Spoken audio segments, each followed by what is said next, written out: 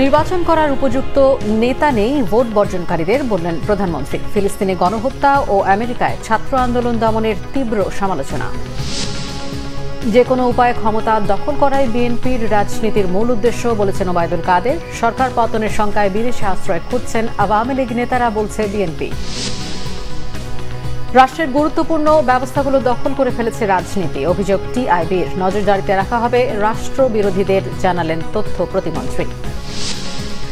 সারা দেশে ভ্যাবসা গরম, স্বস্তির বৃষ্টি চট্টগ্রাম সহ কয়েকটি স্থানে। ঢাকায়ও হতে পারে দু একদিনে, সুখবর আবহাওয়া অফিসের। এ মাসের মাঝামাঝি ঘূর্ণিঝড়ের আশঙ্কা। মৃত্যু সনদ জালিয়াতির অভিযোগে 3 দিনের রিমান্ডে কথিত মানবতার ফেরিওয়ালা মিল্টন সামাদ্দার। বিভিন্ন থানায় 3টি মামলা। দেখছিলেন বিআরবি কেবল সংবাদ শিরোনাম, এবারে বিস্তারিত। প্রধানমন্ত্রী শেখ হাসিনা বলেছেন, যারা ভোট বর্জন করে তাদের আসলে নির্বাচন করার মতো উপযুক্ত নেতা নেই। আওয়ামী লীগের শক্তি দেশের জনগণ। শেখ হাসিনা জানান, দ্রব্যমূল্য বৃদ্ধির ক্ষেত্রে মজুতদারির বিরুদ্ধে সরকার তদারকি করছে। নির্দিষ্ট আয়ের মানুষের কষ্ট আছে, তবে হাহাকার নেই। ফিলিস্তিনি গণহত্যা ও আমেরিকায় ছাত্র আন্দোলন দমনের তীব্র সমালোচনা করেন তিনি। প্রশ্ন তোলেন মানবাধিকার সংগঠনগুলোর ভূমিকা নিয়েও। থাইল্যান্ড সফর নিয়ে সংবাদ সম্মেলনে প্রধানমন্ত্রী এসব কথা বলেন। রিপোর্ট রুকনুজ্জামানের। বৃহস্পতিবার গণভবনে থাইল্যান্ড সফর পরবর্তী সংবাদ সম্মেলন করেন প্রধানমন্ত্রী শেখ হাসিনা। সংবাদ সম্মেলনে থাইল্যান্ড সফরে আসিয়ান অঞ্চল সহ কৃষি ও পর্যটনে উন্নত থাইল্যান্ডের সাথে সহযোগিতার নতুন দ্বার উন্মুক্ত হওয়ার সুখবর দেন তিনি। এছাড়া রোহিঙ্গা ইস্যুতে থাইল্যান্ডের সহযোগিতার কথাও জানান শেখ হাসিনা। যারা গণতন্ত্র নাই, ভোটের অধিকার নাই বলে, তারাই তো ভোটের অধিকার মানুষের কেড়ে নিয়েছিল, এটাই তো তারা ভুলে যায়। আর অনেকেই নানা ধরনের কথা বলে। আজকে কেউ উন্নয়নটা চোখে দেখে, কেউ দেখে না, নাও দেখতে পারে, কারণ তাদের হয়তো উন্নয়নের ফর্মুলা ভিন্ন।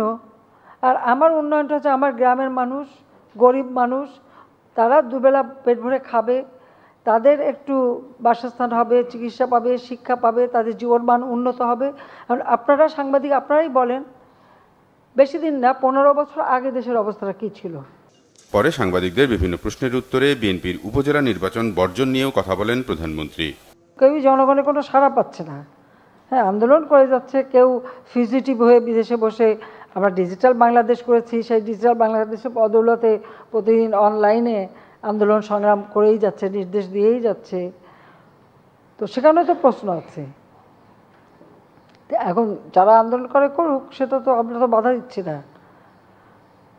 অবশ্য আমার মনে হয় আমাদের একটু নতুন পথ নিয়ে নেওয়ার একটা সম্ভাবনা দেখা দিয়েছে, যে আমরা যদি আমেরিকার স্টাইলে আন্দোলন, বা আমাদের পুলিশকে যদি বলে দিই যে আমেরিকা পুলিশ যেভাবে মানে আন্দোলন থামায়, সেটা অনুসরণ করতে পারে।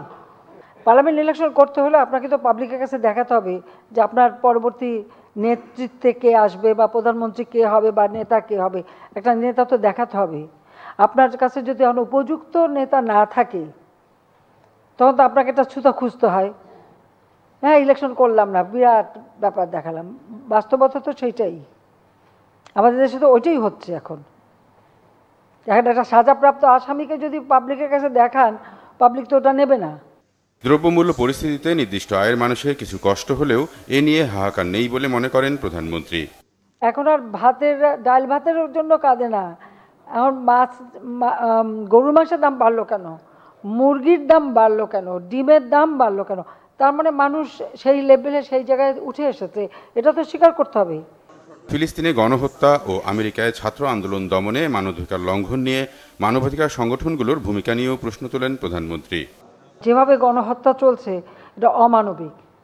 আর সব থেকে বড় কথা, আপনারা দেখেছেন যে আজকে 900 ছাত্র, তারা নাকি ছাত্রছাত্রী, মানে প্রফেসর থেকে শুরু করে সব গ্রেপ্তার হয়েছে এই আন্দোলন করার জন্য, একমাত্র আমেরিকায়।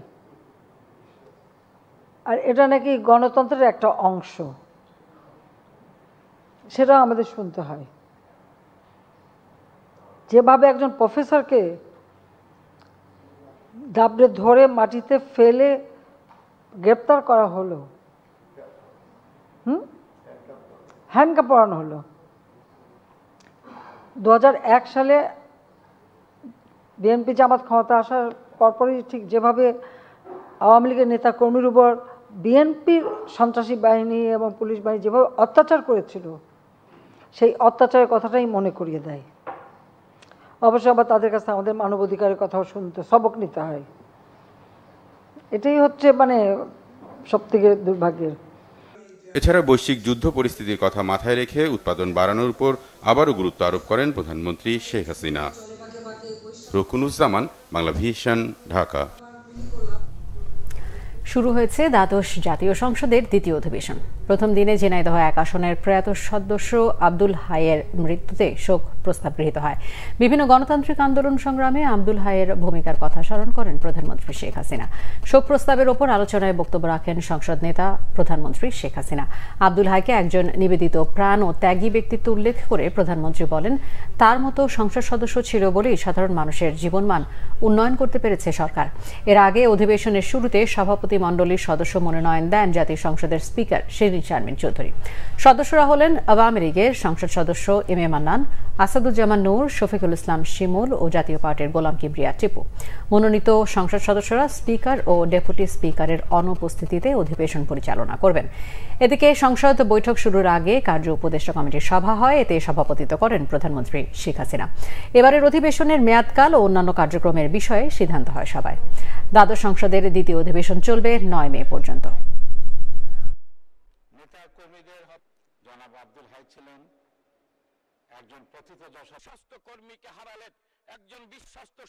সংগ্রামের পথ বেয়ে আওয়ামী লীগ সরকার এসেছে, আর আওয়ামী লীগ সরকার এসেছে বলেই কিন্তু আজকে বাংলাদেশের সার্বিক উন্নয়ন হয়েছে,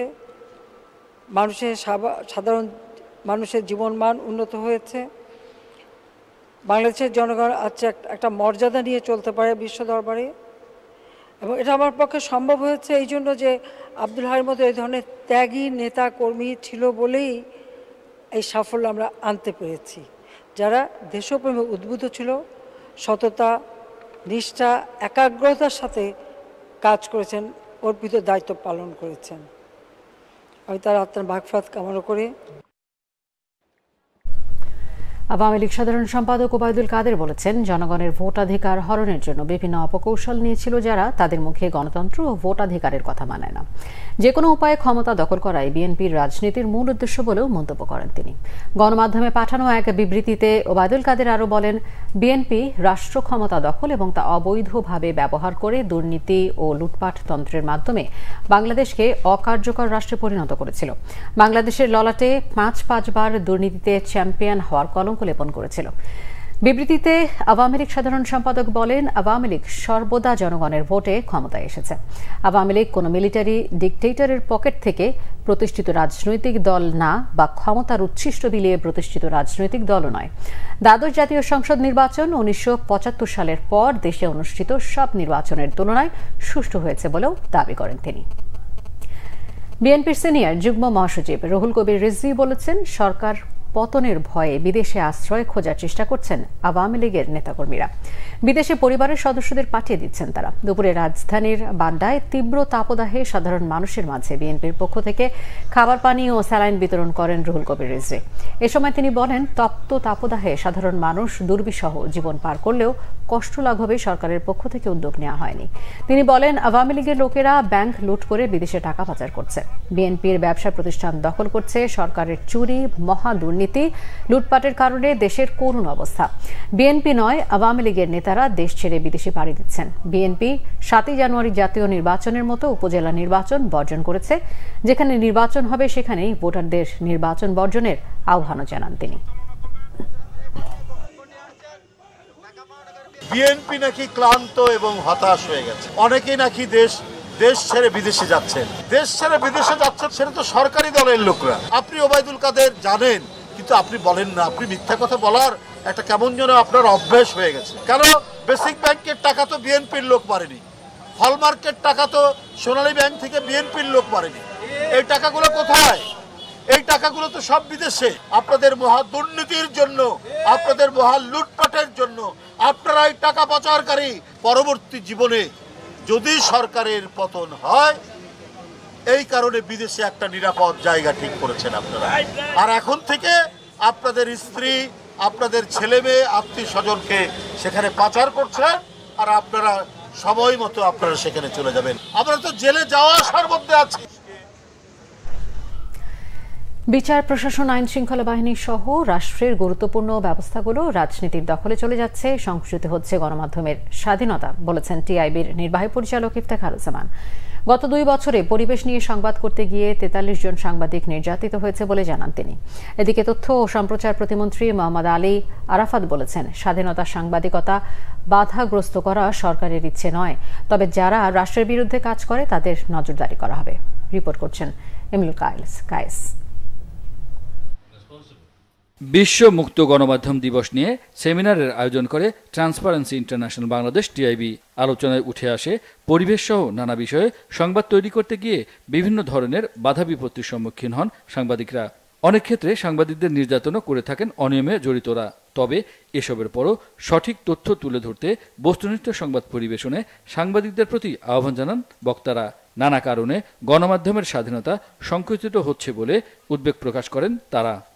আমাদের কি স্টেট ইনস্টিটিউশনস যাদের হাতে জবাবদিহিমূলক গভর্নেন্স নিশ্চিত করার কথা, আইন প্রয়োগকারী সংস্থা, প্রশাসন বলি, আমাদের বিচারিক প্রক্রিয়া বলি, আমাদের বিভিন্ন কমিশনসগুলো বলি, সেগুলো কিন্তু আমাদের যে জিরো সাম পলিটিক্যাল গেম, সেই গেমটাকে এগিয়ে নেওয়া যাওয়ার স্বার্থে কিন্তু আমরা সেগুলোকে পলিটিক্যালি ক্যাপচার করে ফেলেছি বা ক্যাপচার হতে দিয়েছি।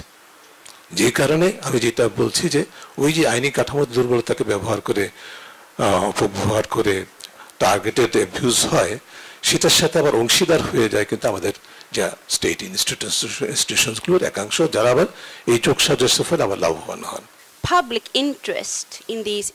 গণতন্ত্রের জন্য গণমাধ্যমের স্বাধীনতা, লিঙ্গ সমতা, নারীর ক্ষমতায়ন জরুরি। এগুলো একটি আরেকটির সাথে সম্পৃক্ত। পরিবেশ সহ মানুষের আগ্রহ আছে এমন বিষয়গুলো তুলে ধরার ক্ষেত্রে গণমাধ্যমের সক্ষমতা ও সুরক্ষা থাকতে হবে। সেমিনারে তথ্য ও সম্প্রচার প্রতিমন্ত্রী বলেন, মত প্রকাশের স্বাধীনতা শতভাগ নিশ্চিত করাই সরকারের অঙ্গীকার। তবে ভুল তথ্য ও অপপ্রচার বন্ধে সরকারের অবস্থানও তুলে ধরেন তিনি। গণমাধ্যমের স্বাধীনতাকে অস্ত্র হিসেবে ব্যবহার করে, ঢাল হিসেবে ব্যবহার করে কেউ যদি অন্যায় করে, সেটাকে যেমন আমার অ্যাকাউন্টেবল করতে হবে, সেজন্য আমার আইন দরকার। একই সাথে এই আইনের অপব্যবহারের যারা অপচেষ্টা করবে তাদেরকেও আমরা যাতে সাজার আওতায় আনতে পারি সেটা নিয়েও চিন্তা করেন, এটা নিয়ে কথা বলেন। ডেটা প্রোটেকশন আইনটাকে আমি নিয়ে আসি, কোন কোন ধারাগুলো নিয়ে আপনাদের ইস্যু আছে এটা ফ্ল্যাগ করেন, আমরা এটা একটু দেখি, তারপর আমরা এটা আলাপ করবো। আমার কথা হলো যে আপনাদের যেখানে ভুল মিসআন্ডারস্ট্যান্ডিং আছে এটা ক্ল্যারিফাই করব, যেখানে আপনাদের যুক্তি সঠিক আছে সেটা আমরা পরিবর্তন করে নেওয়ার চেষ্টা করব। কারণ দিন শেষে আমাদের কিন্তু কোনো ইচ্ছা নাই যে গণমাধ্যমের স্বাধীনতা খর্ব করা, নজরদারি করা। আমরা নজরদারি তাদের করতে চাই তারা রাষ্ট্রের এগেনস্টে কাজ করছে। তথ্য প্রতিমন্ত্রী আরও বলেন, বেশি সংখ্যক গণমাধ্যমের লাইসেন্স দেয় প্রমাণ করে সরকার এর স্বাধীনতায় বিশ্বাসী।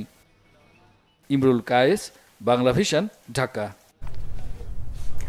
গ্রামীণ টেলিকমের শ্রমিক কর্মচারীদের কল্যাণ তহবিলের 25 কোটি 22 লাখ টাকা আত্মসাতের অভিযোগে দুদকের মামলায় ডক্টর মোহাম্মদ ইউনুস সহ 14 জনের জামিন মঞ্জুর করেছে আদালত। একই সঙ্গে আগামী 2রা জুন পরবর্তী শুনানির জন্য দিন ধার্য করেন।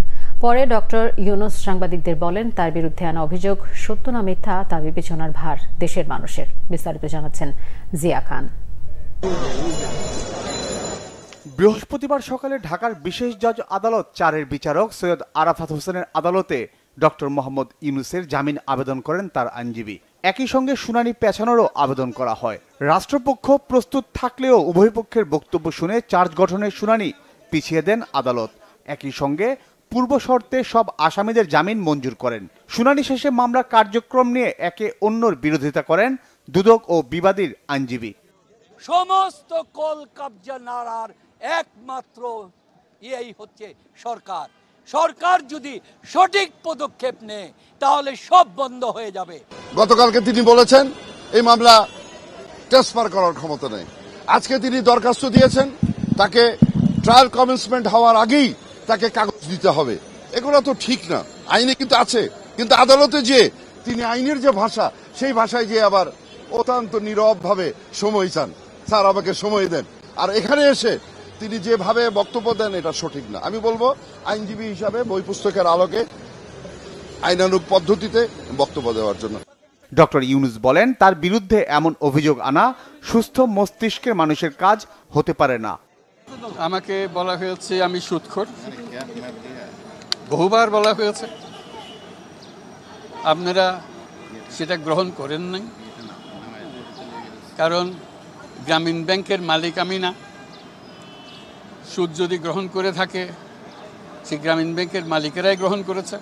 আমাকে বলা হয়েছে আমি গরিবের রক্তচোষা, সেটাও আপনারা গ্রহণ করেন নাই। ওয়ার্ল্ড ব্যাংকের টাকা বন্ধ করে দিয়েছি।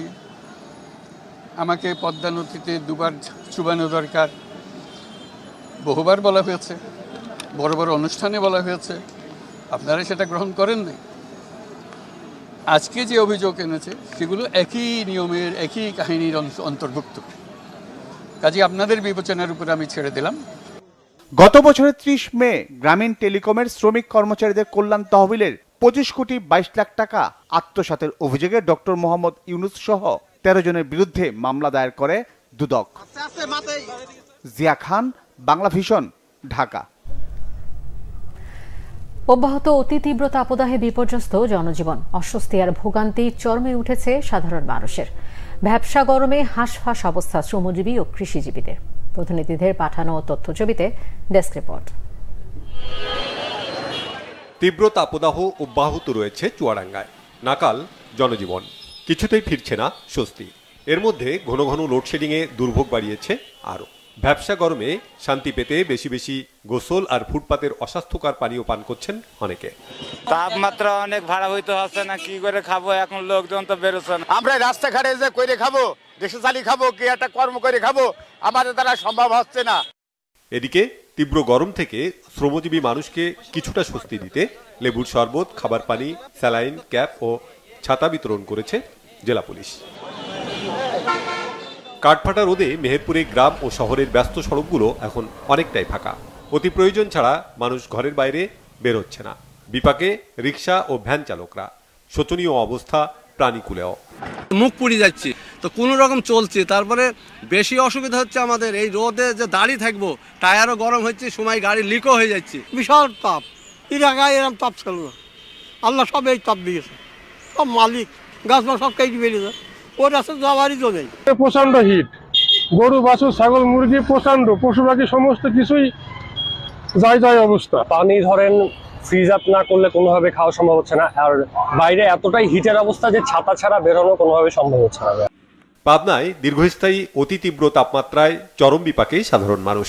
বেলা বাড়ার সাথে ফাঁকা হয়ে যাচ্ছে রাস্তাঘাট। অসহ্য গরমের সাথে লোডশেডিংয়ে বিপর্যস্ত জনজীবন। মানে এত রোদের তাপ, মনে করেন থাকাই কঠিন, খুব রিস্ক। কষ্ট আছে, আগে যদি 300 কামাই করতাম, এখন 100-150 টাকা কামাই হচ্ছে। আমার সংসার চালানি কষ্ট হয়ে গেছে। শ্রমজীবী মানুষের দারুণভাবে কষ্ট হচ্ছে, কাজ করতে পারছে না। তারপরে আছে ঘন ঘন লোডশেডিং, বিদ্যুতের একটা ভয়াবহ সংকটনের কারণে মানুষের জীবনযাত্রায় নাভিশ্বাস উঠছে। তাপদাহে পুড়ছে চাঁপাইনবাবগঞ্জের মানুষও। জেলায় বেড়েছে ডায়রিয়ার প্রকোপ। হাসপাতালে বাড়ছে গরমজনিত রোগীর সংখ্যা। রাজশাহীর তাপমাত্রা 41 ডিগ্রি সেলসিয়াস। জনজীবনে হাঁসফাঁস অবস্থা। ব্যাহত হচ্ছে স্বাভাবিক কাজকর্ম। এতে প্রচন্ড গরম, গরমে কাজ করতে পারিনি। প্রচুর গরমে ঠিক থাকতে পারি না, গা হাত মনে করে চিটচিট করে, আর পানি পিপার সাথে মুখ শুকিয়ে যায়। সূর্যের চোখ রাঙানিতে উত্তপ্ত সাতক্ষীরাও। দিনের মতোই থাকছে রাতের তাপমাত্রা। অতি তীব্র তাপদাহে মারা যাচ্ছে ঘেরের চিংড়ি মাছ, ঝরে পড়ছে গাছের আম। তীব্র তাপপ্রবাহে কোথাও মিলছে না স্বস্তি। Bangla vision news desk. এদিকে তীব্র তাপদাহের পর অবশেষে দেশের বিভিন্ন জায়গায় দেখা মিলেছে স্বস্তির বৃষ্টি। সবচেয়ে বেশি বৃষ্টিপাত হয়েছে কুতুবদিয়ায় 28 মিলিমিটার। বজ্রপাতে রাঙামাটি, খাগড়াছড়ি ও কক্সবাজারে 6 জনের মৃত্যু হয়েছে। সকালে রাঙামাটির বাঘাইছড়ি ও পৌর এলাকার সিলেটিপাড়ায় বজ্রসহ বৃষ্টি হয়। সিলেটিপাড়া এলাকায় কাপ্তাই হ্রদে মাছ ধরার সময় বজ্রপাতে একজন মারা যান। সকালে রাঙামাটির বাঘাইছড়ির বরাদম মুসলিম ব্লক এলাকায় বজ্রপাতে মারা যান এক বৃদ্ধ। এদিকে সকালে খাগড়াছড়িতেও স্বস্তির বৃষ্টি নামে। এ সময় বজ্রপাতে মাটিরাঙ্গায় এক শিশুর মৃত্যু হয়। এক পশলা বৃষ্টিতে চট্টগ্রামে নাগরিক জীবনে নামে স্বস্তি, কিন্তু তা বেশি সময় স্থায়ী না হওয়ায় তাপপ্রবাহ থেকে মুক্তি মেলেনি মহানগরবাসীর। কক্সবাজারে বজ্রপাতে মৃত্যু হয়েছে 2 জনের। অন্যদিকে 2-1 দিনের মধ্যে ঢাকা বিভাগেও বৃষ্টি হতে পারে বলে জানিয়েছে আবহাওয়া অধিদপ্তর। একই সাথে মাসের মাঝামাঝি সময় ঘূর্ণিঝড়ের শঙ্কা করছেন আবহাওয়াবিদরা। বিস্তারিত জানাচ্ছেন মামুন আব্দুল্লাহ। গরমে অতিষ্ঠ যখন জনজীবন, তখন সকালে আকাশ অন্ধকার করে বহু প্রতীক্ষিত এক পশলা বৃষ্টি ঝরল চট্টগ্রামে। মাত্র ২০ মিনিটের এই বৃষ্টি নাগরিক জীবনে কিছুটা স্বস্তি আনলেও তা বেশি সময় স্থায়ী হয়নি। শুষ্ক হয়ে থাকা বাসাবাড়ি কিংবা সড়ক নিমিষেই শুষে নেয় এই বৃষ্টির পানি। সড়কে কিংবা অলিগলিতে তা গড়ানোর সুযোগ পায়নি। অন্যদিকে বৃষ্টি হয়েছে রাঙামাটি ও খাগড়াছড়িতেও। চট্টগ্রামের পর এবার ঢাকা বিভাগেও বৃষ্টির আভাস দিচ্ছে আবহাওয়া অধিদপ্তর। তাপমাত্রা কমতে থাকা ঢাকা বিভাগের পূর্বাংশে স্বস্তি আসতে পারে ২-১ দিনেই। তবে সারা দেশে বৃষ্টি হতে পারে ৪ তারিখের পর। ঢাকাতে সন্ধ্যার দিকে অথবা রাত্রে কোনো এক সময় ঢাকার পূর্বের যে অংশগুলো আছে, সেই ঢাকা বিভাগের পূর্বের যে অংশগুলো আছে, সে কোথাও কোথাও বৃষ্টিপাতের চান্স আছে, সন্ধ্যার পরে থেকে আছে। সংস্থাটি বলছে এ মাসের মাঝামাঝি সময়ে বঙ্গোপসাগরে দুটি লঘুচাপ সৃষ্টি হতে পারে। পরবর্তীতে তা ঘূর্ণিঝড়ে পরিণত হতে পারে বলে ধারণা আবহাওয়া অধিদপ্তরের। সাগরে এই মাসের ১৫ তারিখের পরে এই মাসের মধ্যে ১ থেকে ২টি লঘুচাপ সৃষ্টি হতে পারে। সেই লঘুচাপ আরও ঘনীভূত হয়ে নিম্নচাপ অথবা ঘূর্ণিঝড়ের রূপ নেওয়ার সম্ভাবনা আছে। এদিকে তাপমাত্রা কিছুটা কমায় স্বস্তি ফিরতে শুরু করেছে রাজধানীতে। তবে ভ্যাপসা গরমে অতিষ্ঠ খেটে খাওয়া মানুষ। কিছুটা আগের চেয়ে তাপমাত্রাটা অনেক কমছে, কিন্তু বৃষ্টিটা হলে আর একটু কমতো, তো আমাদের একটু রিক্সা চালায় মনে করেন ঠান্ডা আরাম পাইতাম। আবহাওয়া অফিস বলতেছে যে বৃষ্টি হইব, আজকালের মধ্যে বৃষ্টি হইব, কিন্তু এটা খালি বলিচ্ছে, কিন্তু বৃষ্টি তো হইতেছে না। আবহাওয়া অফিস বলছে, ওনার থিওরিতে উনি বলছেন, আমরা ওনার মন্তব্য করবো না, কেন বলছেন। আর যা কিছু করার মন আল্লাহ তাআলাই করবেন। Mamun Abdullah, Bangla vision, Dhaka. Child and old age care আশ্রমের চেয়ারম্যান মিল্টন সামান্তারকে ৩ দিনের রিমান্ডে পাঠিয়েছে আদালত। প্রতারণার আশ্রয় নিয়ে জাল মৃত্যু সনদ তৈরির অভিযোগে দায়ের করা মামলায় আদালত এই আদেশ দেয়। এদিকে গোয়েন্দা পুলিশের হাতে গ্রেফতার কথিত মানবতার ফেরিওয়ালা মিল্টন সামান্তারের বিরুদ্ধে লাশ দাফনের ব্যাপক অনিয়মের প্রমাণ পেয়েছে গোয়েন্দা পুলিশ। এর মধ্যে তার বিরুদ্ধে বিভিন্ন থানায় ৩টি মামলা হয়েছে বলে জানিয়েছে ডিবি প্রধান হারুনুর রশিদ। বিস্তারিত গ্যালমান শফির রিপোর্টে। বৃহস্পতিবার বিকালে শুনানি শেষে ঢাকার অতিরিক্ত চিফ মেট্রোপলিটন ম্যাজিস্ট্রেট তোফাজ্জল হোসেনের আদালত মিল্টন সামাদ্দারের ৩ দিন রিমান্ড মঞ্জুর করেন। এর আগে বুধবার রাতে রাজধানীর মিরপুর এলাকা থেকে মিল্টন সামাদ্দারকে আটক করে গোয়েন্দা পুলিশ। মিল্টন সামাদ্দারের বিরুদ্ধে বৃহস্পতিবার তার বিরুদ্ধে রাজধানীর বিভিন্ন থানায় 3টি মামলা হয়। ডিএমপি মিডিয়া সেন্টারে এক সংবাদ সম্মেলনে ডিপি প্রধান হারুনুর রশিদ জানান, মিল্টনের বিরুদ্ধে বহু অভিযোগ রয়েছে। রিমান্ডে জিজ্ঞাসাবাদে সব তথ্য বের হয়ে আসবে। লাশ দাফন করা সিটি কর্পোরেশনের যে অনুমোদনটা, সে তো নেই না, সে নিজেই তো লিখে সাইন করে এই কাগজপত্র সিলগুলি আমরা তার কাছ থেকে উদ্ধার করেছি। এটা আমরা বাদী হয়ে একটা মামলা করেছি। আর বাদী আরও 2টা বাদী তারা অলরেডি মামলা রুজু করে ফেলে থানায় আছে।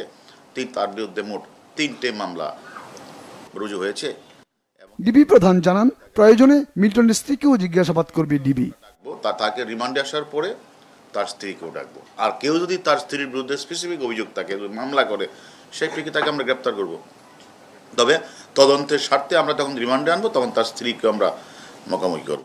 সম্প্রতি বিভিন্ন গণমাধ্যমে প্রকাশিত প্রতিবেদনে মিল্টন সামাদ্দারের বিরুদ্ধে মানুষের অঙ্গ প্রত্যঙ্গ বিক্রি ও আর্থিক অনিয়মের অভিযোগ ওঠে। এরপরই সামাজিক মাধ্যমে তাকে নিয়ে শুরু হয় আলোচনা সমালোচনা। রাতের অন্ধকারে লাশ দাফন করেছে, এটা তো শুধু দিতে পারে নাই। গ্যালমান শফি, বাংলা ভিশন, ঢাকা। বাংলাদেশ ব্যাংকের সাবেক গভর্নর ডক্টর মোহাম্মদ ফরাসউদ্দিনের মতো জোর করে ব্যাংকের মার্জার বা একীভূত করা ঠিক নয়। বলেন, কোনো দুর্বল ব্যাংকে অন্য ব্যাংকের সঙ্গে একীভূত করলেই সেই ব্যাংক সবল হয়ে যাবে না। রাজধানীতে ইকোনমিক রিপোর্টার্স ফোরাম আয়োজিত অনুষ্ঠানে এসব কথা বলেন তিনি। ডক্টর ফরাসউদ্দিন বলেন, 2টি ব্যাংক একীভূত হতে তাদের নিজেদের সম্মতি নেওয়া জরুরি। এই পদ্ধতিতেই সারা পৃথিবীতে হয়। তার মতে ঋণ খেলাপি, কর খেলাপি, পাচারকারী একই সূত্রে গাঁথা। অর্থনীতি ও ব্যাংক খাতের স্বার্থেই শক্তিশালী বাংলাদেশ ব্যাংক ও দক্ষ অর্থ মন্ত্রণালয় জরুরি। ডক্টর ফরাসউদ্দিন আরও বলেন, এই মুহূর্তে ব্যাংকে আমানত আসা দরকার। আমানতের বীমার হার 1 কোটি টাকা করা গেলে মানুষের ঘরের টাকা ব্যাংকে ফিরে আসবে। অর্থনীতির আকার বৃদ্ধির সাথে দেশে বৈষম্যও বেড়েছে বলে তিনি উল্লেখ করেন। হস্টাইল ভাবে টেক ওভার করতে পারে, এগুলা আছে, কিন্তু বড় কথা হলো যে যদি 2টা ব্যাংকে একীভূত করার প্রয়োজন পড়ে, ওই দুইটা ব্যাংকের কিন্তু সম্মতি থাকাটা বাঞ্ছনীয়। জোর করে বোধহয় করা ঠিক হবে না আমার মনে হয়। আমানতের বীমা এখন 1 লক্ষ, এটাকে 1 কোটি টাকা করা দরকার। তাহলেই কিন্তু আমানতকারীরা অনেক ভরসা পাবে, তারা টাকা পয়সা ঘরে না রাখা ব্যাংকে রাখবে। অপচয় দুর্নীতি বন্ধ না করে দাম বৃদ্ধি করে জ্বালানি খাতের ভর্তুকি তুলে নেওয়া যুক্তিসঙ্গত নয়, এতে সুবিচার প্রতিষ্ঠা করা সম্ভব নয়। কনজিউমার্স অ্যাসোসিয়েশন অফ বাংলাদেশ ক্যাবের সংবাদ সম্মেলনে এই মন্তব্য করেন জ্বালানি বিশেষজ্ঞরা।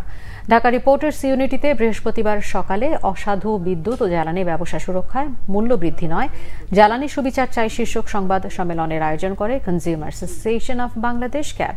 অনুষ্ঠানে বিশেষজ্ঞরা বলেন, জ্বালানি খাতের পরিকল্পনায় সরকারের কৌশলগত ভুল রয়েছে। নবায়নযোগ্য জ্বালানির ব্যবহার না বাড়িয়ে আমদানি নির্ভর জ্বালানির উপর নির্ভর করছে সরকার। ভর্তুকি তুলে নেওয়া একমাত্র সমাধান নয়। বক্তারা আরো বলেন, দুর্নীতি করে যে ব্যয় বেড়েছে তার সমাধানের জন্য জ্বালানি খাতের দাম বৃদ্ধি করছে সরকার। প্রতিযোগিতাহীন বাজার তৈরি করে জ্বালানি খাতে লুণ্ঠন করা হয়েছে বলেও মন্তব্য করেন বিশেষজ্ঞরা। তীব্র তাপপ্রবাহে পুড়ছে দেশ। 2-1টি জেলায় বৃষ্টি হলেও বৃষ্টির দেখা নেই রাজধানীতে। গরমে হাঁসফাঁস অবস্থা খেটে খাওয়া মানুষের। রাজধানীর বিভিন্ন স্থানে শ্রমজীবী মানুষের মাঝে খাবার, স্যালাইন ও বিশুদ্ধ পানি বিতরণ করছেন একদল শিক্ষার্থী। ব্লু ইলেকট্রোলাইট ড্রিঙ্ক এবং সিলভার লাইনিং এর যৌথ উদ্যোগে সাধারণ মানুষের পাশে দাঁড়িয়েছেন তারা। রিপোর্ট আসমা আক্তার নূপুরের। চলমান তাপ প্রবাহে দুর্ভোগে সাধারণ মানুষ। সবচেয়ে বেশি দুরবস্থা নিম্ন আয়ের খেটে খাওয়া মানুষের। ৭৬ বছরের রেকর্ড টানা তাপ প্রবাহের মধ্যেই পেটের তাগিদে কড়া রোদে পিচ ঢালা পথে রিকশা, সিএনজি, ঠেলাগাড়ি চালাতে হচ্ছে তাদের। শ্রমজীবী এসব মানুষকে গরমে একটু প্রশান্তি দিতে গুলশান, বনানী সহ রাজধানীর বিভিন্ন জায়গায় খাবার, স্যালাইন এবং বিশুদ্ধ পানি বিতরণ করছে একদল শিক্ষার্থী। এখানে কিন্তু সবাই দেখতেছেন, এরা কিন্তু সবাই স্টুডেন্টস, তাই না? স্কুল টুলে পড়তেছে সবাই, কিন্তু ওরা সবাই বের হয়েছে হেল্প করতে, যে যত রাস্তায় যত যারা ডে লেবার করতেছে, অথবা রিক্সাওয়ালা মামা যত আছে, অথবা সিএনজি মামা আছে, যাদের এই হিটের মধ্যে কষ্ট হচ্ছে, ওদেরকে তৃষ্ণাটা মিটানোর জন্য যতটুকু পারে হেল্প করতেছে। অ্যান্ড একটা বড় জিনিস আমাদের মনে হয় জানা উচিত যে এটা কিন্তু একটা হিট অ্যালার্ট, মানে literally it's a heat wave, মানে আউটব্রেক হচ্ছে, যেখানে 40 ডিগ্রি পার হয়ে যাচ্ছে, যেখানে অনেক 17 জন আর মনে হয় মারাও গেছে কিছুদিন আগে। সো আমার মনে হয় এইসব ছাত্ররা যদি এসে হেল্প করতে পারে, তাহলে বাকি ছাত্ররা কেন মাঠে নেমে এখন হেল্প করবে না, আমার এটাই মনে হয়। আমি গরমের জন্য মানুষদেরকে ঠান্ডা ড্রিঙ্ক দেওয়ার জন্য দিয়েছি। ব্লু ইলেকট্রোলাইট ড্রিঙ্ক ও সিলভার লাইটিং এর যৌথ উদ্যোগে এই কার্যক্রম পরিচালিত হচ্ছে। সাধারণ মানুষের সহায়তায় অন্যদেরও এভাবে এগিয়ে আসার আহ্বান জানিয়েছেন উদ্যোক্তারা। আমরা আজকে এখানে এসেছি কারণ অনেক রোদ আর কয়েকদিনে অনেক মানুষ মারা গিয়েছে রোদের জন্য। তো আমরা ঠান্ডা ইলেকট্রোলাইট ড্রিঙ্কস ডিস্ট্রিবিউট করতেছি, যাতে একটু কষ্ট যদি দূর করতে পারি আমরা আমাদের লেবারদের থেকে, এটার জন্য ভাবে পাবলিসাইজ করতেছি, যাতে মানুষরা দেখুক আর মানুষরা দেখে আমাদের স্টেপস ফলো করুক। আর যদি সবাই হেল্প করে মানুষদেরকে, তাহলে হ্যাঁ, সবাই সাহায্য করলে ভালো হয়। আমরা সবাই ফিল করতেছি কতটা গরম পড়ছে last few days. Worst heat wave চলতেছে ঢাকায় রাইট নাও, পুরো বাংলাদেশে অ্যাকচুয়ালি। আর আমরা যারা বাসায় এসিতে, গাড়িতে এসিতে চড়তেছি, আমরাও কমপ্লেন করতেছি about how hot it is. তো obviously we can only imagine কতটা খারাপ সিচুয়েশন অন দ্য স্ট্রিটস। তো এখানে আমরা সবাই স্টুডেন্টসরাই একসাথে হয়েছি to distribute water and electrolyte drinks, help out আর কি, যে যতটুকু পারি আর কি। আমাদের একটা স্মল ইনিশিয়েটিভ। আমাদের এফোর্টসগুলো উই ওয়ান্ট যে সবার কাছে যাক, সবাই যাতে দেখুক, সো দ্যাট ওনারাও ইন্সপায়ার্ড হয় and they can also do এরকম মানে ছোটোখাটো কিছু আমাদের মতন। আসলে ছোট ছোট করলেই একসাথে এটা একটা কিছু বড় হবে, সেই জন্যই আমাদের ইচ্ছা। আসমা আক্তার নূপুর, বাংলা ভিশন, ঢাকা। সংসদ সদস্যরা বলেছেন, প্রধানমন্ত্রী 2040 সালের মধ্যে তামাক মুক্ত বাংলাদেশ গড়ার যে প্রতিশ্রুতি দিয়েছেন তা বাস্তবায়নে দেশে সিগারেটের সহজলভ্যতা কমাতে হবে। ঢাকায় বিয়াম ফাউন্ডেশন ভবনে আয়োজিত জাতীয় সংলাপে এই আহ্বান জানানো হয়। সাম্প্রতিক মূল্যস্ফীতি ও আয়ের প্রবৃদ্ধির কথা মাথায় রেখে আসন্ন অর্থ বছরের বাজেটে নিম্ন, মধ্যম ও উচ্চ প্রিমিয়াম স্তরের সিগারেটের খুচরা দাম যথাক্রমে 33%, 19% ও 15% এবং 13% বাড়ানোর আহ্বান জানান তারা। বেসরকারি গবেষণা সংস্থা উন্নয়ন সমন্বয়ের আয়োজনে আলোচনা সভায় বাংলাদেশ ব্যাংকের সাবেক গভর্নর ডক্টর আতিউর রহমান বলেন, সিগারেটে কার্যকর কর আরোপই এই ক্ষতিকারক পণ্যের ব্যবহার কমিয়ে আনার সবচেয়ে কার্যকর উপায়। এই কারণেই দেশের তামাক বিরোধী নাগরিক সংগঠনগুলো এই অবস্থান নিয়েছে। তবে সিগারেটের ব্যবহার কমলেও যেন সরকারের রাজস্ব আয়ে বড় চাপ না পড়ে সে বিষয়টি মাথায় রেখেই কার্যকর কর আরোপের প্রস্তাবনা তৈরি করা হয়েছে বলে জানান ডক্টর আতিউর। বিএনপি চেয়ারপারসনের উপদেষ্টা ও জাতীয়তাবাদী আইনজীবী ফোরামের সভাপতি সাবেক অ্যাটর্নি জেনারেল এজে মোহাম্মদ আলী ইন্তেকাল করেছেন। ইন্না লিল্লাহি ওয়া ইন্না ইলাইহি রাজিউন। আজ বাংলাদেশ সময় দুপুর 2:15 সিঙ্গাপুরের মাউন্ট এলিজাবেথ হাসপাতালে চিকিৎসাধীন অবস্থায় তিনি মারা যান বলে জানিয়েছে বিএনপির আইন সম্পাদক ও জাতীয়তাবাদী আইনজীবী ফোরামের মহাসচিব barrister Kaiser Kamal. Supreme court আইনজীবী সমিতির সাবেক সভাপতি ও প্রথিতযশা আইনজীবী এজে মোহাম্মদ আলী দীর্ঘদিন ধরে ক্যান্সারে ভুগছিলেন। 28 এপ্রিল তিনি চিকিৎসা নিতে সিঙ্গাপুরে যান। তার পিতা MH খন্দকার বাংলাদেশের প্রথম অ্যাটর্নি জেনারেল ছিলেন। প্রধান বিচারপতি ওবায়দুল হাসান সুপ্রিম কোর্টের সিনিয়র আইনজীবী এবং সুপ্রিম কোর্ট বারের সাবেক সভাপতি এজে মোহাম্মদ আলীর মৃত্যুতে গভীর শোক প্রকাশ করেছেন।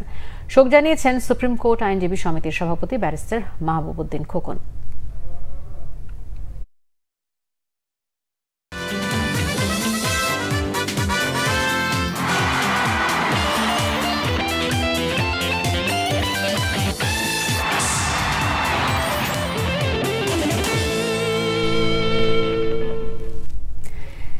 ক্রিকেট টি-20 সিরিজ প্রস্তুতির নামে পরীক্ষা নিরীক্ষা করতে গিয়ে সিরিজটাকে হালকাভাবে নিতে রাজি নন টাইগার অধিনায়ক নাজমুল হোসেন শান্ত। বরং জিম্বাবুয়ের বিপক্ষে সিরিজটাকে আত্মবিশ্বাস বাড়িয়ে নেওয়ার সুযোগ হিসেবে দেখছেন তিনি। অন্যদিকে বাংলাদেশকে কঠিন চ্যালেঞ্জ ছুড়ে দেওয়ার ঘোষণা দিয়েছেন জিম্বাবুয়ে অধিনায়ক সিকান্দার রাজা। এই সিরিজে 5টি টি-20 ম্যাচ খেলবে বাংলাদেশ ও জিম্বাবুয়ে, যার প্রথমটি হবে শুক্রবার। চট্টগ্রামে ম্যাচ শুরু হবে সন্ধ্যা 6টায়। মনির হোসেন খানের ডেস্ক রিপোর্ট। বিশ্বকাপের প্রস্তুতি নিতেই জিম্বাবুয়ের বিপক্ষে টি-20 সিরিজ। বিশ্বকাপের ভাবনায় থাকা সাকিব, মুস্তাফিজ, সৌম্য সরকার নেই প্রথম 3 ম্যাচের স্কোয়াডে। অর্থাৎ প্রথম 3 ম্যাচের 15 সদস্য থেকে 3 জন বাদ পড়বেন বিশ্বকাপ দল থেকে। অনেকেরই ধারণা প্রথম 3 ম্যাচে দলের সবাইকেই নিজেদের প্রমাণের সুযোগ দেবে বাংলাদেশ। যদিও টাইগার অধিনায়ক নাজমুল হোসেন শান্ত জানালেন এই ধারণা ভুল। তার মতে স্কোয়াডের 15 জন সদস্যই পরীক্ষিত পারফর্মার, এক্সপেরিমেন্টের প্রয়োজন নেই। প্রস্তুতি নিতে গিয়ে যে আমরা খেলাটা হালকাভাবে নিব বা অনেক এক্সপেরিমেন্ট করতে যাব তাও না, কারণ এক্সপেরিমেন্ট করার প্রয়োজন হবে না এই কারণে যে 15টা প্লেয়ার এখানে আছে সবাই ক্যাপাবল ওই টিমকে হারানোর জন্য। সো প্রস্তুতি বলবো না, আমি বলবো যে প্রিপারেশন সুন্দর, আমরা কিভাবে কোন কোন জায়গায় আমরা অনেক কনফিডেন্ট নিয়ে ওয়ার্ল্ড কাপে যেতে পারি। অনেকদিন পর দলে জায়গা পেয়েছেন pace bowling allrounder Saifuddin. Late অর্ডারের ব্যাটিংটা এখন টাইগার অধিনায়কের বড় ভরসা। লোয়ার মিডল অর্ডার বা লোয়ার অর্ডারে যারা ব্যাটিং করে, তাসকিন, তানজিদ সাকিব, সাইফুদ্দিন, রিশাদ, ইভেন শরীফুল, সবাই কিন্তু মোটামুটি ব্যাটিং করতে পারে। সো কম্বিনেশন ওয়াইজ খুব ভালো একটা অবস্থানে আমরা আছি। অবশ্যই সাইফুদ্দিনের জন্য একটা বড় অপরচুনিটি, ও যদি ম্যাচ খেলার সুযোগ পায় অবশ্যই টিমের জন্য ভালো হবে, এবং ও যদি ওর সেরাটা দিতে পারে অবশ্যই টিম হেল্পফুল হবে। টি-20 বিশ্বকাপটা টিভি পর্দাতেই দেখতে হবে সিকান্দার রাজার জিম্বাবুয়েকে। অনেকেরই ধারণা এই সিরিজটা জিম্বাবুয়ের জন্য আসলে বাংলাদেশের বিশ্বকাপ প্রস্তুতিতে সহায়তার মিশন। যদিও এই ধারণা ঘোর বিরোধী জিম্বাবুয়ে অধিনায়ক সিকান্দার রাজা। বরং সিরিজ জিততে যথেষ্ট প্রস্তুতি নিয়েই এসেছেন তারা, জানালেন রাজা। I cannot predict the future, that I can't do. আমি ভবিষ্যৎ বলতে পারবো না। আমরা যথেষ্ট প্রস্তুতি নিয়েই সিরিজটা খেলতে এসেছি। আমরা এখানে সিরিজটা জিততে এসেছি, যেমনটা বাংলাদেশ জিততে চাই। আমি বলতে পারবো না যে আমরা বাংলাদেশকে এই সিরিজে 3-4 কিংবা 5-0 ব্যবধানে হারাবো। এটা বলা বাংলাদেশকে অসম্মান করা হবে। একইভাবে বাংলাদেশ আমাদের 5-0 ব্যবধানে হারাবে ভাবাটাও আমাদের জন্য অসম্মানের হবে। ভালো একটা সিরিজ উপহার দেওয়ার প্রতিশ্রুতি দুই অধিনায়কেরই। Monir Hossain Khan, Bangla vision sports desk. সংবাদ শেষ করব বিআরবি কেবল শিরোনামগুলো আরো একবার জানিয়ে।